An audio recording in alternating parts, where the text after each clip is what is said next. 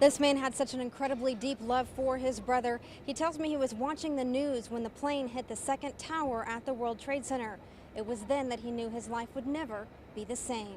I think we have a terrorist act of proportions that we cannot begin to imagine. I felt like I lost part of my life that day. Retired New York City police officer Robert Montgomery wears this shirt emblazoned with the words, "In loving memory of my brother, I will never forget."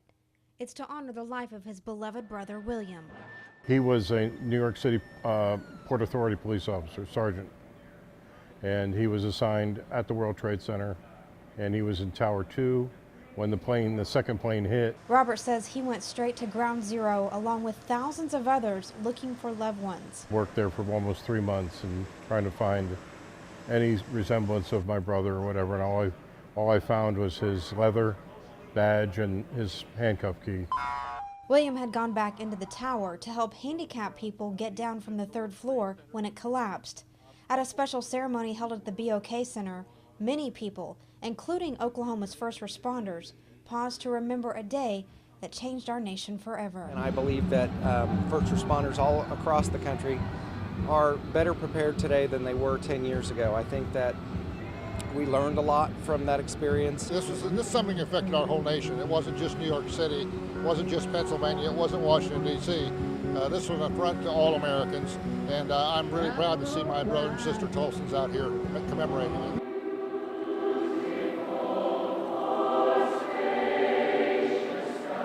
Along with several guest speakers that included former Tulsa Mayor Susan Savage and current Mayor Dewey Bartlett, hundreds gathered to celebrate our nation and bear the consequences of that day.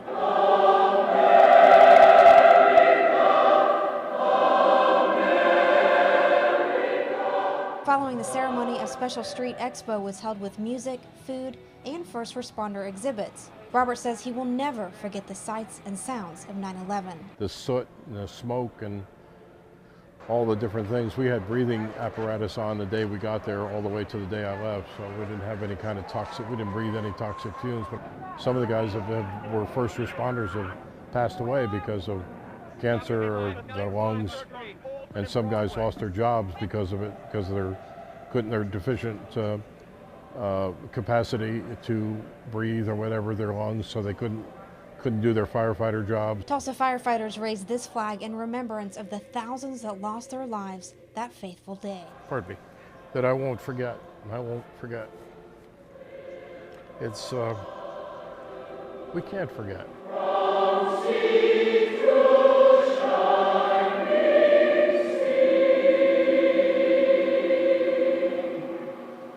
Robert says he is thankful that so many people turned out at the BOK Center to honor people like his brother William. In Midtown Tulsa, Sharon Phillips, Fox 23 News.